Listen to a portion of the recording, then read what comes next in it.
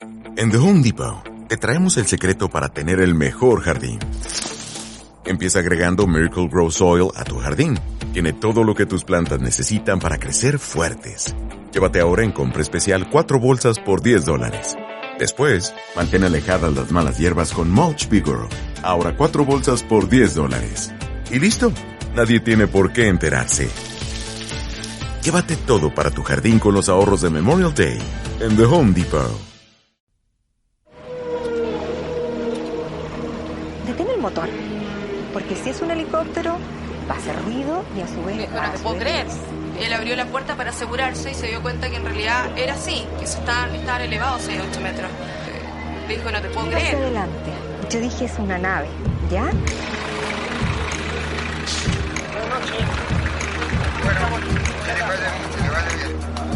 Que un plato volador lo levantó, lo trajo hasta acá, hasta la estación de servicio.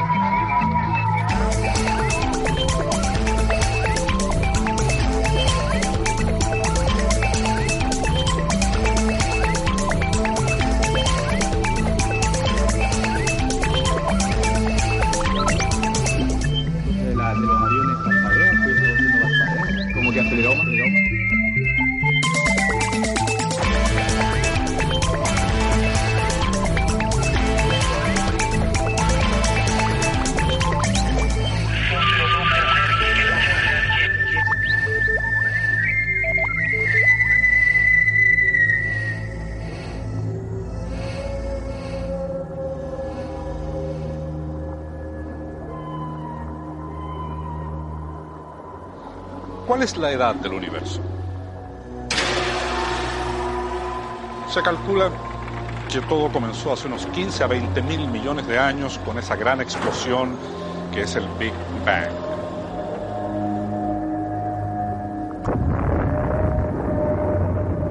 Ahora, los científicos calculan que nuestro sistema solar y por lo tanto nuestro planeta data de unos 4.600 millones de años. Y a la luz de esas cifras, que son en realidad difíciles de comprender debidamente, la verdad es que seríamos unos recién llegados incluso a nuestra galaxia, la Vía Láctea, y que recién comenzaríamos a atisbar los misterios y secretos del universo desde una esquina perdida. En cierto modo seríamos comparables a un viajero que avanza solo en la noche por una carretera llena de incertidumbres.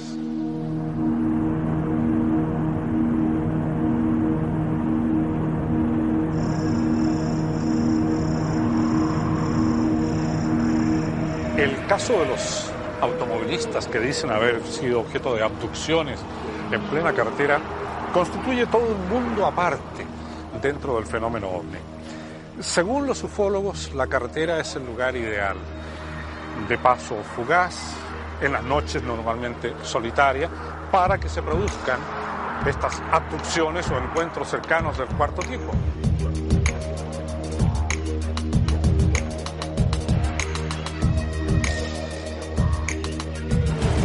En 1978, durante el rally La Vuelta por América del Sur, 2 chilenos que participaban en él, automovilistas, dijeron haber vivido una experiencia que concitó el interés de toda la prensa.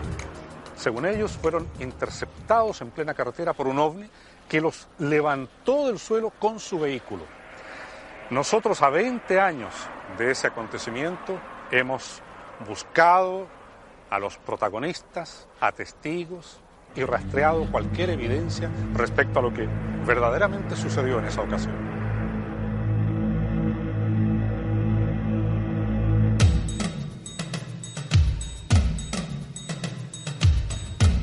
Nuestra investigación comenzó en Santiago, en la sede de la Federación Chilena de Automovilismo Deportivo.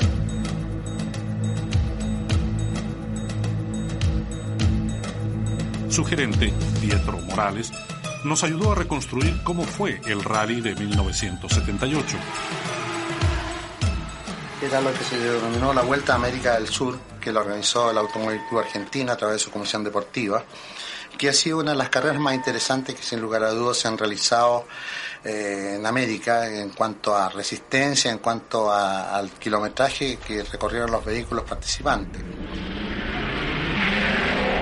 La competencia, que partió el 17 de agosto y terminó el 24 de septiembre del 78, se corrió en momentos en que los gobiernos militares de Chile y Argentina enfrentaban un largo conflicto diplomático por las islas del Canal de Beagle. Los pasos fronterizos estaban muy vigilados y la tensión en el sur era evidente.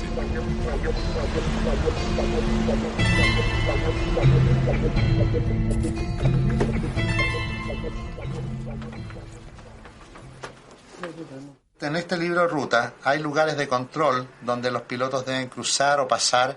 En algunos son términos de etapa donde se les timbra un carnet en que anotan la hora de llegada y la hora de partida, en cada caso la hora de partida y después la hora de llegada.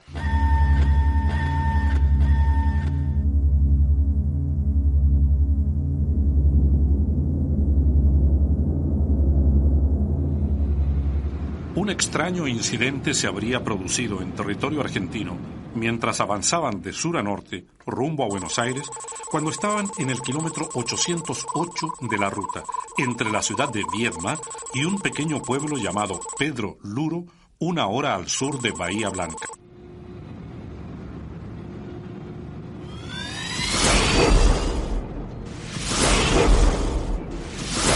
Lo sucedido cuenta que ellos se saltan 3 etapas de control de rally, ¿no es cierto? Sí.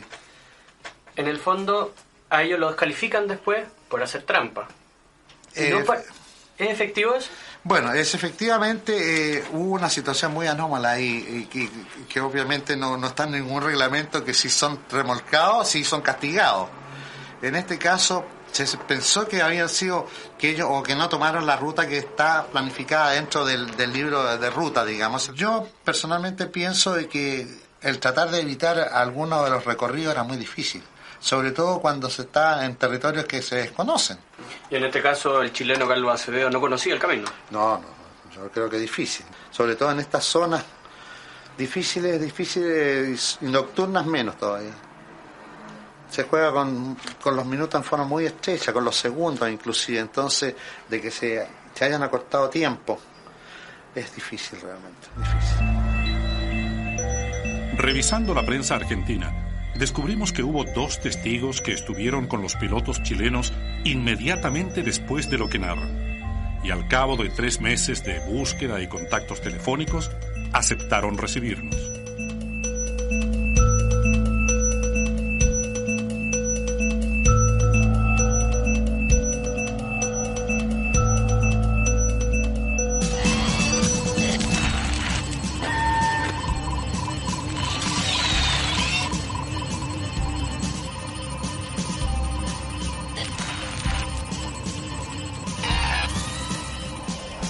Llegamos hasta la Patagonia y rehicimos la ruta de los pilotos chilenos en el tramo en que ellos decían haber visto al ovni.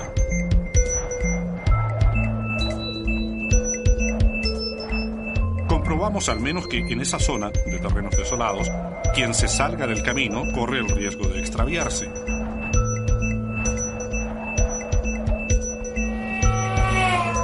Finalmente, llegamos al mismo servicentro en que ellos descansaron, cargaron combustible y entregaron la primera versión sobre lo que les habría ocurrido en la carretera.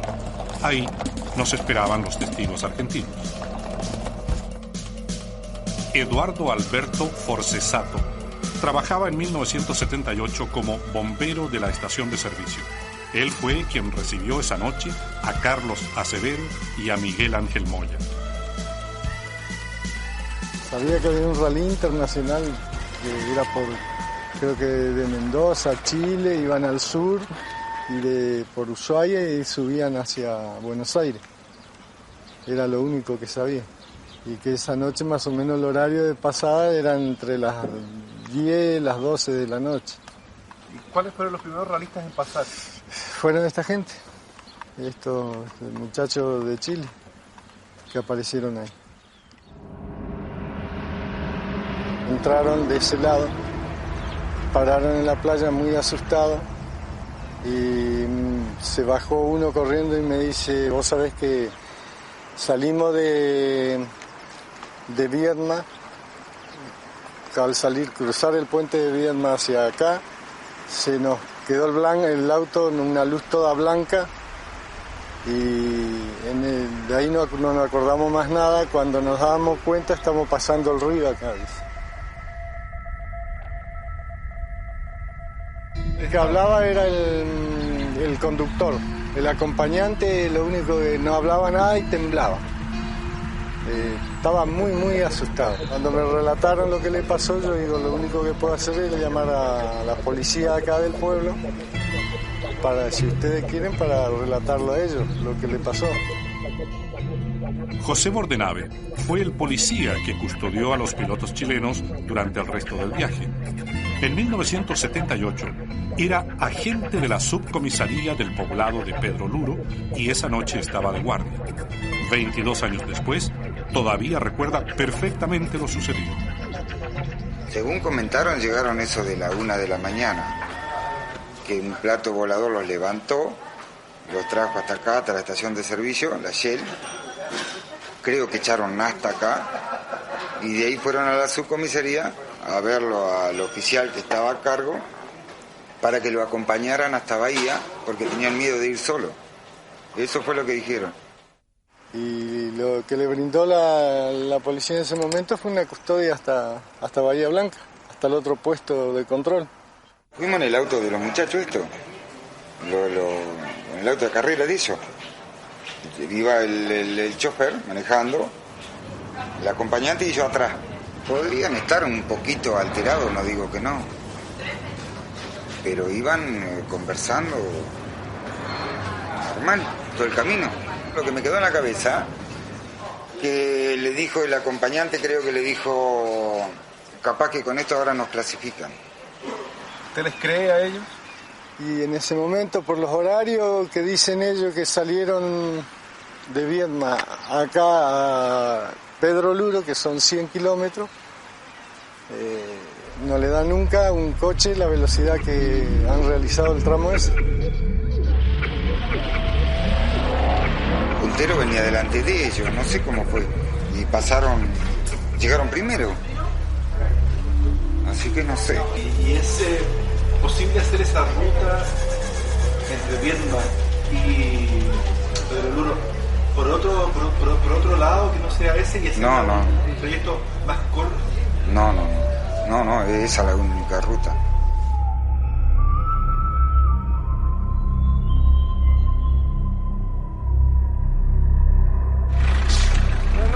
Dejamos la soledad de la Patagonia y regresamos a Santiago.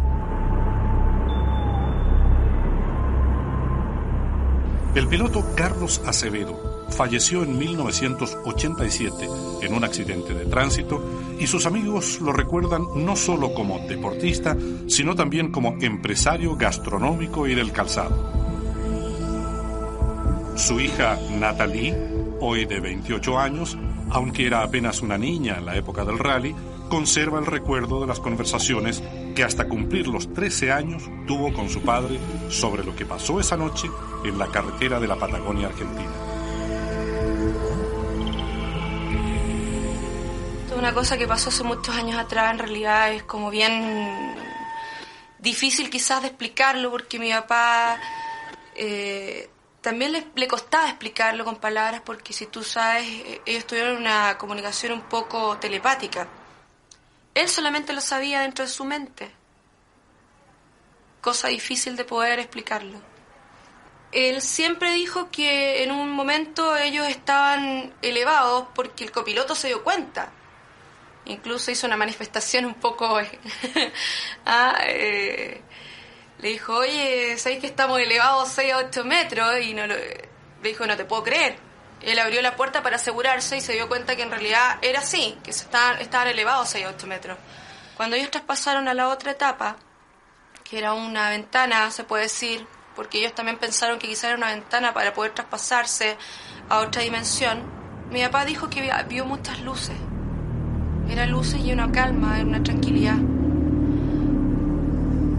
Traspasamos ese horizonte, esa raya, Y nos encontramos ante un mundo totalmente diferente, donde todo más bien es espiritual, donde nos encontramos que vemos todo, o sea, como una persona que tuviera un ojo circular, se ve hacia atrás, se ve hacia adelante, se ve hacia los costados. No hay paredes, no hay murallas, uno sabe que está ahí y es dueño absolutamente de todo. Cambió mucho su forma y su manera de pensar, se puso más sensible, más sensitivo. Mucho más, quizás, reflexivo. Yo lo siento de repente en mi cama, que está conmigo, siento su energía, lo siento detrás mío. Es una cosa muy especial.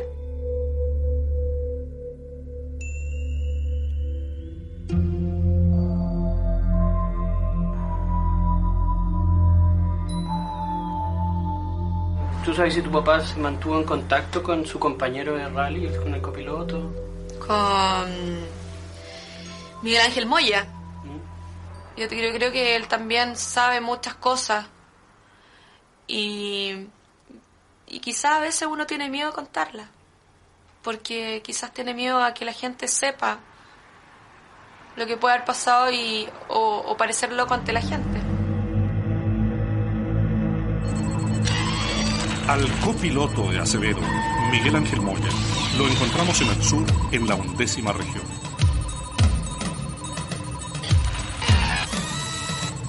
Insistimos con él durante más de un año, hasta que aceptó la entrevista, a pesar de que llevaba 2 décadas sin referirse al caso.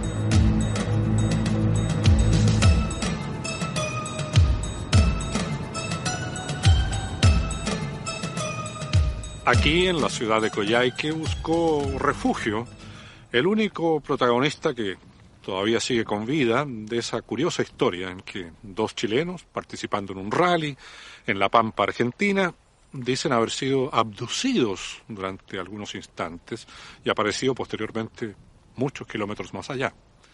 Vamos a conocer la historia de primera mano. Por eso hemos llegado hasta acá, con este hombre que por fin ha accedido a conversar con un medio periodístico.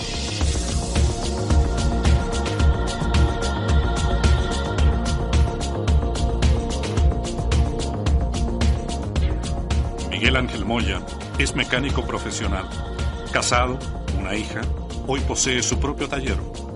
En 1978 tenía 18 años y trabajaba en una empresa que importaba repuestos para automóviles franceses.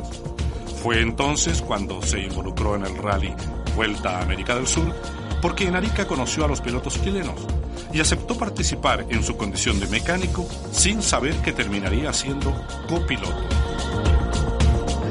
A Carlos Acevedo le gustó el trabajo que yo hice, porque tenía un problema que no habían podido solucionar, y yo lo solucioné 15 minutos en el camino. Entonces le gustó, dijo, acompáñanos, y la verdad me autorizó mi jefe y seguimos con ello.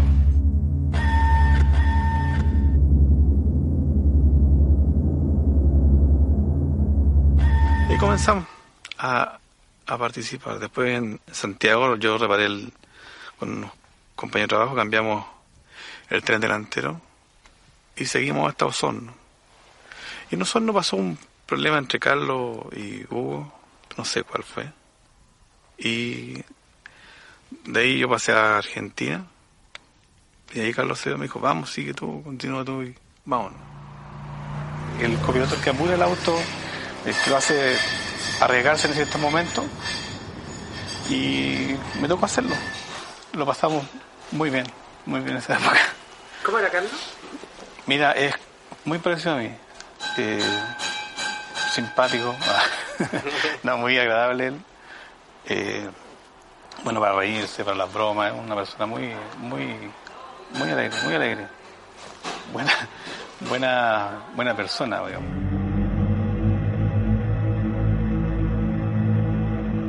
¿Por dónde pasaron en Argentina? ¿Por Osorno? ¿Por ahí por el paso del Puyehue? Exactamente. Sin asfalto. Era parte del rally. Sí, del rally, sí. Eso era un tramo de enlace que se llamaba, que era Osorno, Bariloche, el enlace. Ya. Y comenzó en Buenos Aires, hizo la vuelta completa, París, como te decía, Osorno, Ushuaia al final de Argentina, y después el Atlántico completo hasta Buenos Aires, ahí terminábamos. Y nosotros, un día, la verdad no me acuerdo la fecha, cargamos combustible en la noche, habíamos terminado de cenar mal, pero habíamos comido igual, estábamos bien. Ya, ¿y entonces qué pasó? Yo comencé a cantarle la ruta a Carlos y habíamos avanzado desde que largamos más o menos unos 10 kilómetros aproximadamente. De noche eran como las 1:30, 2 de la mañana. En la casi pampa era eso de Argentina. Entonces cuando estábamos corriendo, el auto se iluminó adentro, con una luz bien fuerte. Entonces yo miro hacia atrás y le digo a Carlos, corte a un lado que vienen los alemanes. ¿Que eran corredores alemanes? También, sí, era un rally internacional. Ya. Se llamaba Vuelta a la América del Sur. Ya. Entonces eran alemanes, habían 4 participando, 4 Mercedes-Benz. Entonces ellos andaban con foco bajo el parachoque, los originales y sobre el capó. Entonces hacía la luz bien grande, una especie de abanico delante. Y nosotros muchas veces nos poníamos detrás de ellos para aprovechar su luz. ¿Y usted creyó que eran ellos? Sí, entonces le digo hasta un lado que vienen los alemanes. Carlos se corre, seguimos corriendo por la orilla y esta luz se quedaba atrás. O sea, seguía iluminado el auto y ellos no pasaban.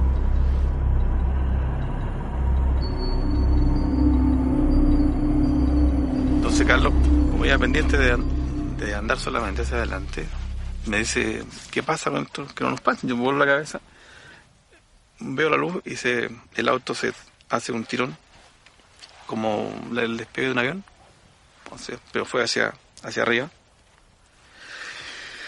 Y yo miré por la ventanilla, me agarro a la jaula antivuelco adentro y veo que hay 2 metros de altura del piso.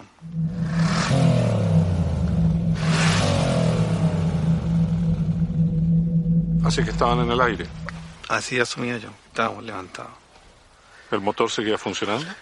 Mire, el detalle importante es que yo cuando pasa eso, se levanta el auto, el motor se acelera a fondo, se corta todo, desaparece todo, absolutamente todo. Inclusive lo que yo tenía, que era la hoja que tenía en mis manos, no había nada. No, yo no vi nada más. Solamente una luz completa que nos envolvía.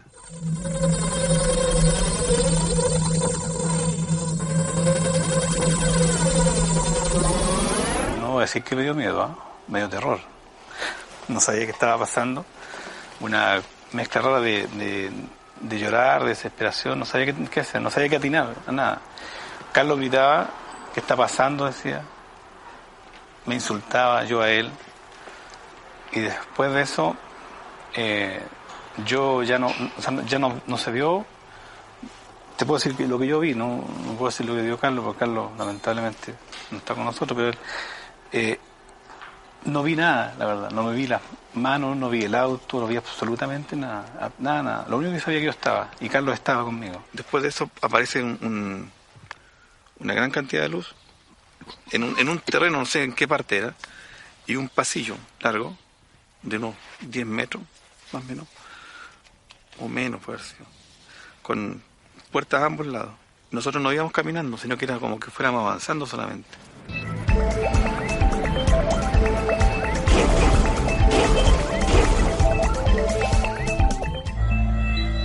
Estamos en Coyhaique, con el que sería el único testigo que queda con vida del incidente entre un ovni y un automóvil que él asegura haber vivido en el rally Vuelta a América del Sur en 1978. Miguel Ángel Moya dice que el auto en que viajaban él y el piloto Carlos Acevedo fue levantado por el aire y que, a medida que una luz cegadora los envolvía, empezaron a ver otras cosas. ¿Estuviste en una nave? Sí, seguro. ¿Por qué seguro? Porque no era algo donde yo he estado, imágenes que yo no conocía, cosas que no había visto jamás en mi vida. Dentro del pasillo habían puertas a ambos lados. Digo yo puertas porque pasaban luces del lado izquierdo al derecho y se cruzaban así.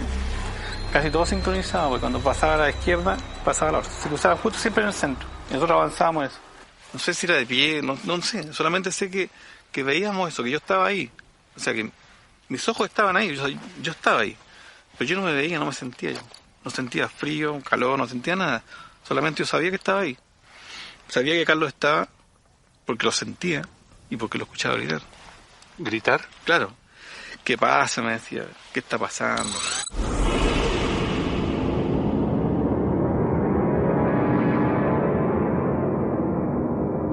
En el pasillo que decía, dentro del pasillo, entre las puertas y puertas cruzaba una luz más, una imagen, o sea, más o menos 1,20 m, 1,40 m, que cruzaban entre puerta y puerta, del lado derecho a la izquierda, como decía recién, pero era sobre la luz, una luminosidad más grande. ¿Y estas personas como de luz chicas se te acercaron? No, esos cruzaban solamente. Ellos era como que no estaban ni ahí con nosotros, pasaban de un lado a otro lado, nada más.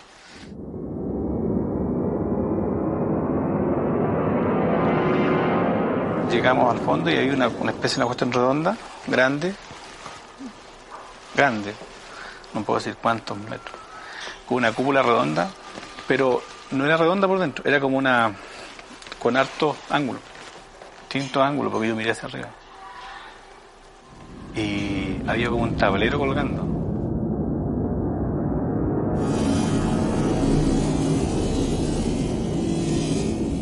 De ese tablero de luces que yo digo, salieron unas luces dando vueltas, una especie como un tornillo dando vueltas, hacia donde estaba yo, y otra vez se desvió hacia donde yo supongo que estaba Carlos.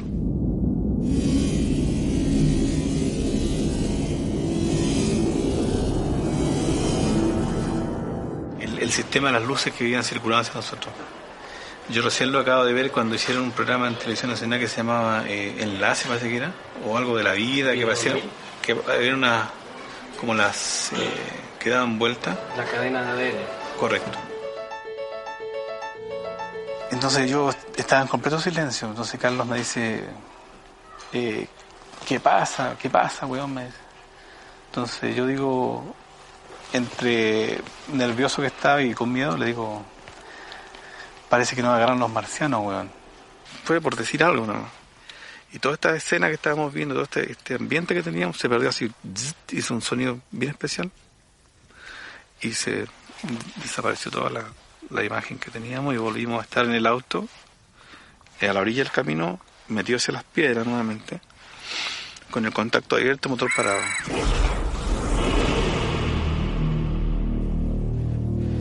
No hablamos nada entre los dos, nada, ningún comentario, nada, no dijimos nada, solamente era la sensación de salir de ahí. Así es que Carlos hizo arranque, sube el camino y ya sale.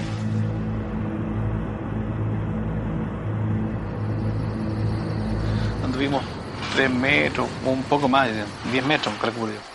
Y la otra empezó, yo asumí, por mi experiencia de mecánico, no tenía experiencia de tiempo, y la falta de benzina. Entonces tiré el respaldo del asiento hacia atrás, conecté la bomba eléctrica que teníamos atrás, abrí el estanque auxiliar y el encendido que teníamos de repuesto instalado dentro del auto. Bueno, el auto se recuperó y rajamos. Entonces le digo a Carlos, oye, estamos por llegar.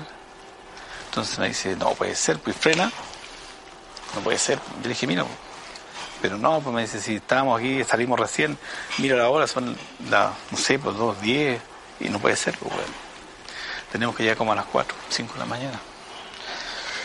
Y yo le digo a Carlos, no sé por qué te diga si estamos aquí, pues, estamos acá, no.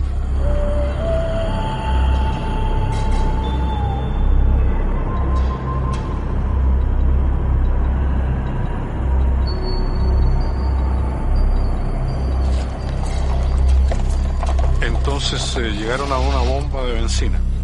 Sí, apareció un servicentro y pasamos a poner benzina. Estacionamos, llegamos a la bomba y le dijimos al chico que nos pusiera combustible. Yo le digo eso, que llene el estanque. Entonces Carlos dice, no sé si está lleno, me dice. Y yo dije, pero veamos. Entonces pone, empieza. El chico estaba vacío el tanque. Yo le dije, pero ¿cómo si acabamos de poner combustible? Ellos me comentaban que llenaban el tanque en Vierna, donde es el control, y el tanque de reserva estaba vacío, el que va arriba. y el de abajo tendría 20 litros, 30, más no tendría, porque le entró 100 y casi 100 litros, y esos tanques creo que tienen 120, los dos tanques. Entonces Carlos le hace el comentario de lo que pasó. Este niño ya lo mira. Tan loco, dijo, nada más. Luego Carlos comenzó a dormirse. Yo tomé un saco de dormir que tenía metido adentro y nos quedamos dormidos. Pasa un rato y aparece gente. Me toca el vidrio y le digo a Carlos, oye, nos buscan. Dice, che, ¿ustedes son los del rally? Sí. ¿Y qué hacen acá? Bueno, ya llegamos. Pero no puede ser. Si nosotros recién venimos llegando a instalarnos en la mesa, ustedes no pueden llegar acá. Estamos aquí. Entonces instalaron una radio sobre la mesa.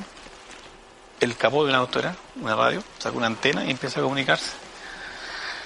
Llamar los puestos que estaban pasados. Preguntan si había pasado el auto rojo, el número tanto, que no me recuerdo. Y le dicen no, llamó al segundo puesto tampoco, el tercero tampoco. Y en el cuarto sí habíamos pasado. ¿Cuántos puestos se saltaron? De controles 3, 70 kilómetros más o menos.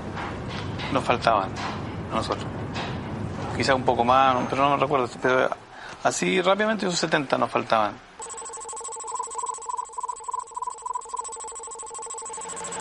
Un tanque completo de combustible y nada, y eso fue todo lo que pasó. Pasó un rato, empezaron a llegar los otros vehículos, comenzaron a reclamar que nosotros habíamos hecho un corte, que habíamos pasado por el lado, y la gente, nosotros le mostrábamos que no había un camino por donde hacerlo más corto, que el camino más corto era el que estábamos haciendo. Pasando un rato eso, ya de madrugada, 5 de la mañana, 6 de la mañana, llega un auto, un AMI 8, un Citroën AMI 8 que era argentino, que era azul, unos flacos altos. Y él dice, muy desesperado, contando que había quedado sin batería, sin combustible en el camino, y que había una intensa luz, y que no sabía qué había pasado. Toda la gente que estaba con él se da vuelta hacia donde nosotros estábamos, y fueron a preguntarnos, que nos contaran qué había pasado.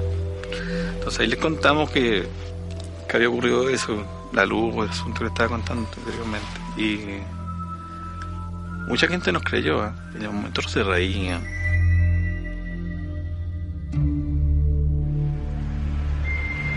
Pasó eso, terminábamos el rally, llegamos a Buenos Aires y ahí empezaron los problemas, porque hubo mucha gente que nos fue a insistir que no contáramos nada, que nos quedáramos callados, que no era conveniente. ¿Qué gente? Fueron 3 personas que se presentaron, porque se presentaron como funcionarios de las Fuerzas Aéreas Argentinas. 3 eran.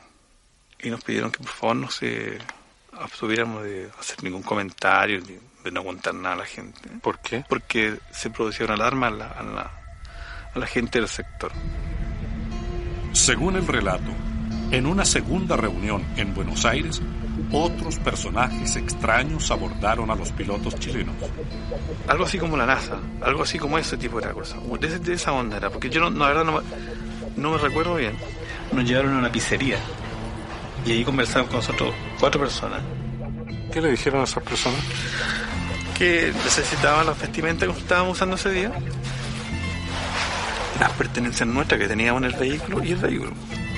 Si usted no puede seguir hablando, porque usted no sabe lo que vio, no sabe nada, absolutamente nada. Casi me convenció.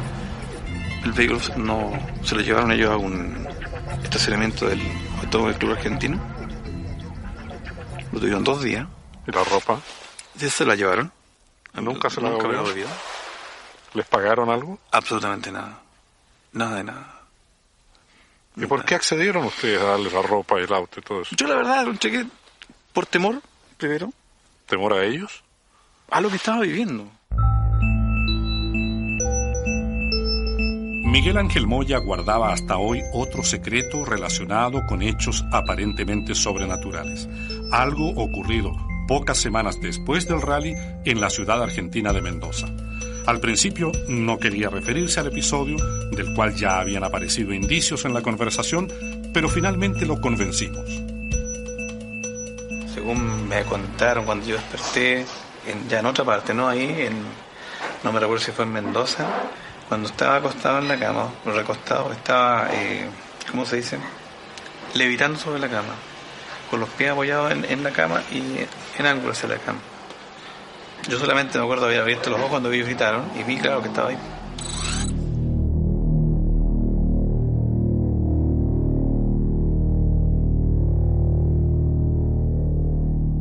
Eso lo vio Carlos. Claro, cuando él me despierta, cuando siento el movimiento en la cama, en la habitación despierto y veo la cama ahí, separado de mí, y Carlos me está bajando con esta chiquita y me apoyan en la cama. Y había otras personas. 2 personas más con Carlos. Y en los años siguientes, Miguel Ángel Moya decidió guardar silencio, porque la experiencia empezaba a resultarle traumática. Se alejó de sus amigos y de la gente que se burlaba de su historia. Inició entonces un éxodo, que lo llevó primero desde Santiago a Temuco, luego a Osorno y finalmente a Coyhaique, cada vez más lejos, cada vez más al sur. Yo no quise saber nada de nadie. No contaba el tema. De hecho, te puedo decir, mi familia recién lo saben ahora, hace ¿cuánto? 2 meses, 3 meses, en noviembre del año pasado que lo conté así. Nadie sabía nada, nadie. ¿Ni tu señor? No, nadie. ¿Y por qué lo cuenta ahora? ¿Por qué lo cuento ahora?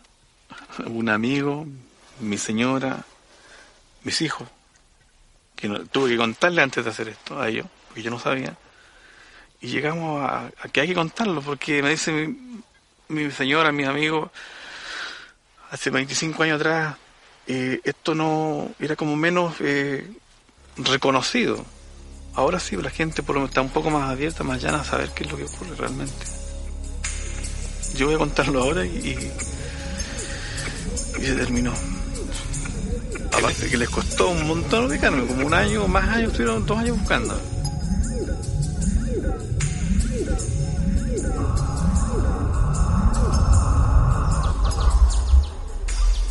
En octubre de 1982, Miroslava González Jadrillevich venía desde Río Gallegos a Punta Arenas, cuando justamente aquí a la altura de esas instalaciones, que hoy son de Metanex, vio unas luces que le llamaron la atención.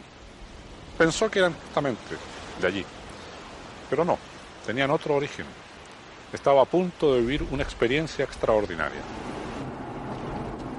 La investigación sobre denuncias de ovnis en la carretera nos conduciría pronto hacia un nuevo caso, esta vez en la ciudad de Punta Arenas.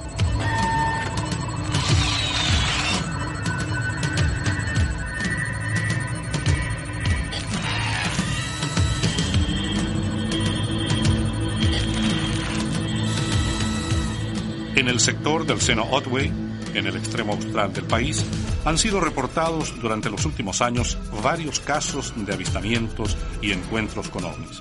Por eso, por la frecuencia con que aparecerían los ovnis, la región de Magallanes es considerada por los ufólogos una zona caliente. Miroslava González es un rostro conocido para quienes ven televisión nacional en Punta Arenas, porque ella lleva bastantes años leyendo noticias en esta estación. Ahora por primera vez ha accedido a contar una experiencia extraordinaria que viviera en el año 1987.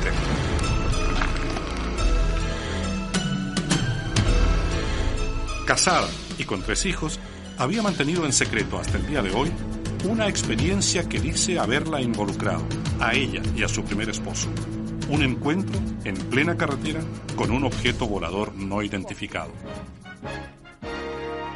¿Cómo está? Muy buenas noches. De inmediato el detalle de estas y otras noticias. La empresa Metanex aseguró que su producción aumentará considerablemente. Tras un seguimiento iniciado en 1998 por nuestro programa, solo a comienzos del año 2000 accedió a contarnos su caso.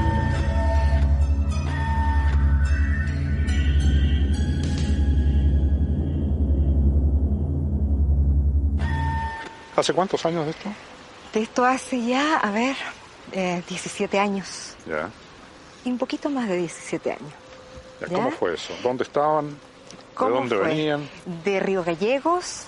Veníamos, era ya tarde, un día sábado.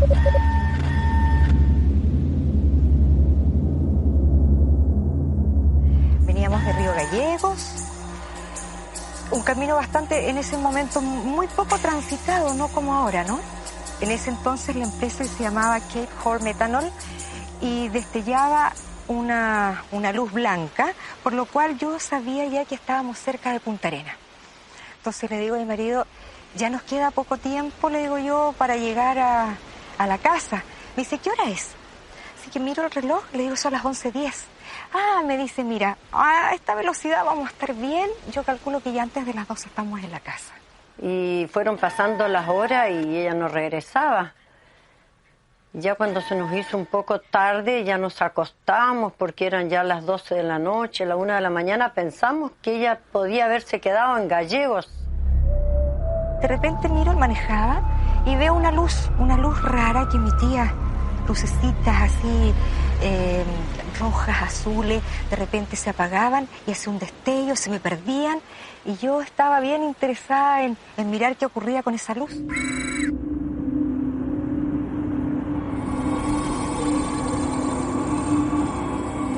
Nosotros nos seguía una camioneta blanca. Sí. Esa camioneta es una camioneta de la Empresa Nacional del Petróleo. Así que de repente viene esa luz, ¿cierto? Y como que pasa encima del auto.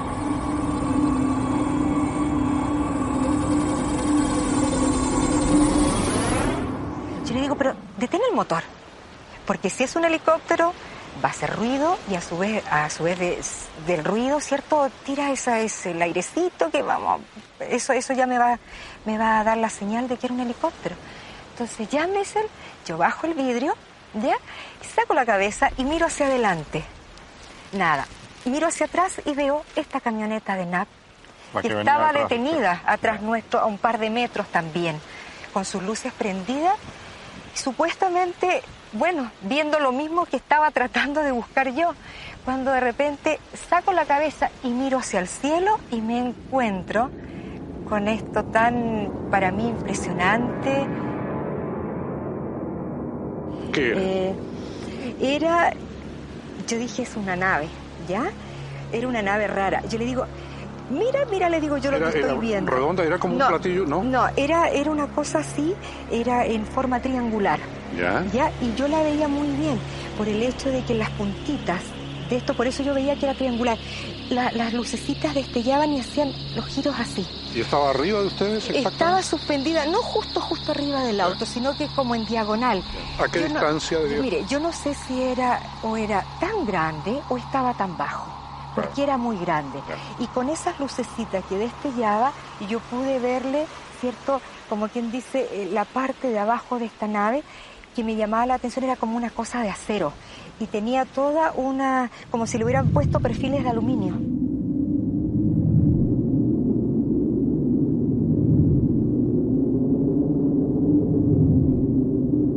Le dije, a lo mejor son ideas tuyas, hija, a lo mejor te pareció, a lo mejor con el cansancio de la noche, donde a lo mejor te dormiste, lo soñaste. No, mami, me dijo, no, si todo fue real, fue una realidad.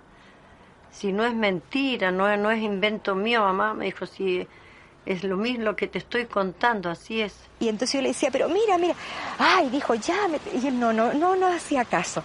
Entonces en una de esas le digo, pero háceme caso, por favor.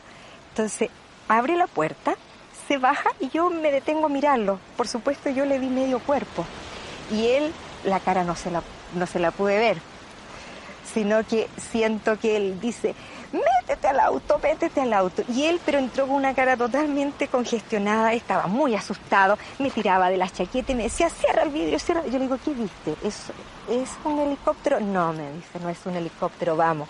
Yo le dije, no, yo quiero mirar, yo no tengo miedo. Y seguí, ¿no? Y él lo único que trataba, y le hacía el auto, y el auto no partía. En eso ya le dio arranque, ¿cierto? Partimos, y yo me di vuelta en el asiento hacia atrás para mirar. Y la camioneta a su vez también partió. y sabe que eso lo que yo vi es un destello fuerte, blanco, iluminó y se internó hacia el mar, pero con una velocidad increíble. ¿Qué es lo que hizo la camioneta? Nos adelantó, ¿ya? Y cuando nos iba adelantando, este señor tocó la bocina, prendió una luz, no sé qué, pero la cosa es que yo lo vi a él y él nos hacía así. Cuando vio usted llegar a Miroslava, ¿cómo estaba ella? Muy nerviosa, estaba muy nerviosa, muy abatida, totalmente nerviosa. Cuando yo entro a verla, yo le digo, yo tan temprano, no me esperaste. Entonces, me dijo, yo pensé que se iban a quedar tan tarde que viajan si les pasa algo. Yo le digo, pero ¿cómo tan tarde? Le digo yo, si es temprano. ¿Cómo que temprano? Me dice, y ella mira el reloj del velador, me dice, si ya son las 2 de la mañana. Entonces le dije, no puede ser. Yo le digo, si a las 11:10 estábamos ya cerca. Y entonces me dice, son las 2. Nosotros nos miramos y no le encontramos ni una explicación. Había habido ahí un lapso que se perdió. Exacto. ¿Y el reloj de ustedes qué hora marcaba o no lo miraron? No, eran las 2 de la mañana. ¿En el reloj de ustedes también? Eran las 2 de la mañana. Eran las 2 de la mañana. Exacto, eran las 2 de la mañana. Por eso le digo, ella miró el reloj y ella nos dice, son las 2. De manera que hay ahí como 2 horas perdidas. Sí. ¿Y de esas 2 horas usted no tiene recuerdo alguno? Nada. No, de esas 2 horas no, porque para mí fueron en el auto, mientras el vehículo lo hacía partir, seguimos el viaje y llegamos. A esas 2 horas yo no las entiendo. ¿No se interesó alguna vez, puesto que hay un lapso ahí que está perdido, por hacer, por ejemplo, algún tipo de introspección, esto que se llama hipnosis de recuerdos y retrospectivas? Bueno, sí hubo una hipnosis hace un par de años, 2, 3 años atrás, pero querían ver si realmente lo que yo decía era cierto. ¿Y surgió algo respecto a ese lapso de 2 horas? Me dijo de que la experiencia era efectiva, era cierta, ¿ya? Y que hubo algo en esas 2 horas, también quizás hubo algún tipo de, no sé, de contacto. Pero la verdad, ¿a qué nivel?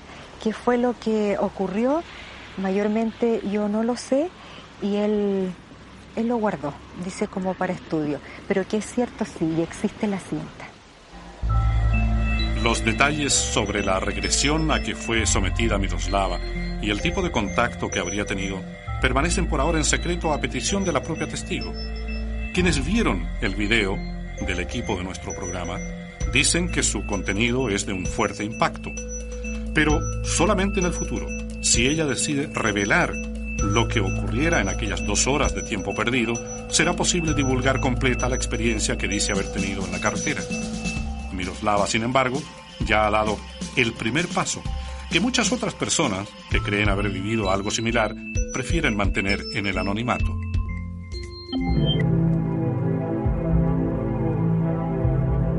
Los avistamientos de ovnis en la carretera con missing time, o tiempo perdido, presentan, según los ufólogos, el perfil de una abducción que los protagonistas chilenos ponen barreras para enfrentar.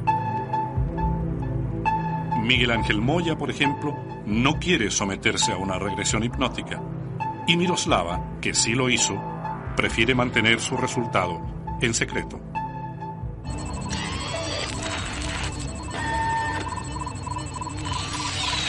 En el estado de California, cerca de la Universidad de Berkeley, nos recibió la psicóloga Virginia Bennett. Al momento de la entrevista, cursaba el doctorado en psicología y paralelamente investigaba fenómenos paranormales e informes sobre incidentes con ovnis.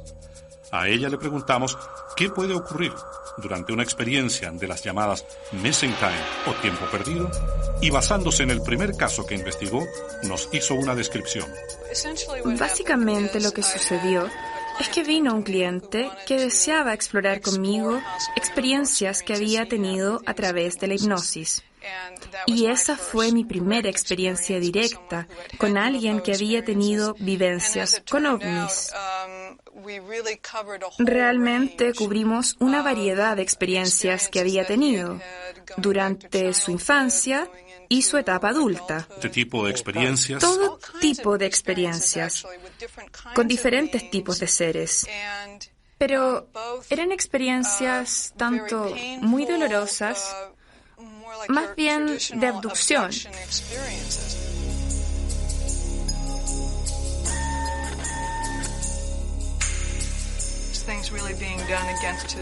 Cosas que se le hacían en contra de su voluntad. Exámenes dolorosos como extracciones de su cuerpo. Situaciones muy traumáticas, pero también más espirituales, más beneficiosas con seres extraterrestres o alienígenas. Y de hecho, había evolucionado con el tiempo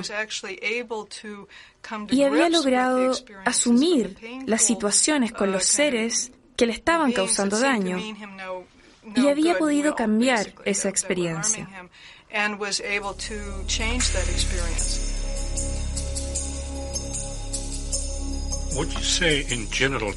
¿Diría usted en general que tal experiencia, real o imaginaria, a la larga es beneficiosa para aquellos que la han vivido?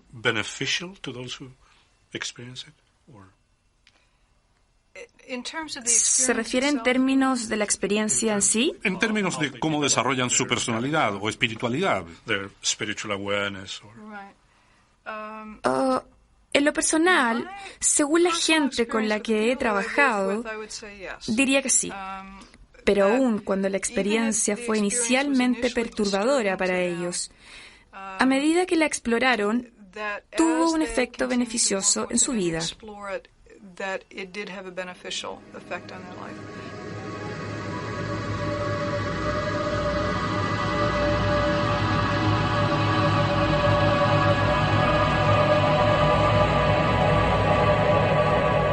Finalmente, ¿por qué nunca ha querido usted decirle esto a ningún medio de difusión?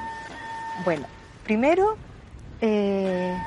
por el hecho de que quizás la gente no me iba a creer. Fue una experiencia muy bonita, ya que yo iba a guardar, que no toda la gente tiene la oportunidad de ver en su vida.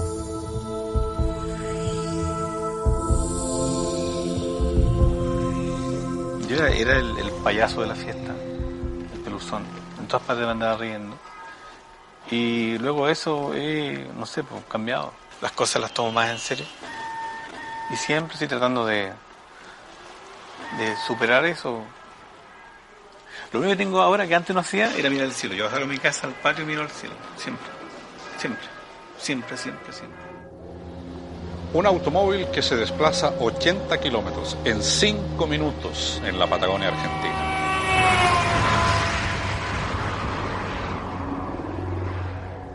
Un matrimonio chileno que ve un ovni con estructura metálica sobre sus cabezas en Magallanes. Y norteamericanos que dicen haber visto objetos voladores, incluso alienígenas. Nos enfrentan a un dilema con estos casos de carretera. Para los ufólogos, un dilema muy claro. ¿Qué sucedió durante ese missing time o tiempo perdido que ellos dan como un hecho cierto? Para nosotros, el encontrar una explicación racional al por qué esas personas son incapaces de recordar lo sucedido durante ese lapso. Tal vez, así como atisbamos el universo desde una remota esquina, nos encontramos en la misma situación con respecto a las complejidades de la mente humana.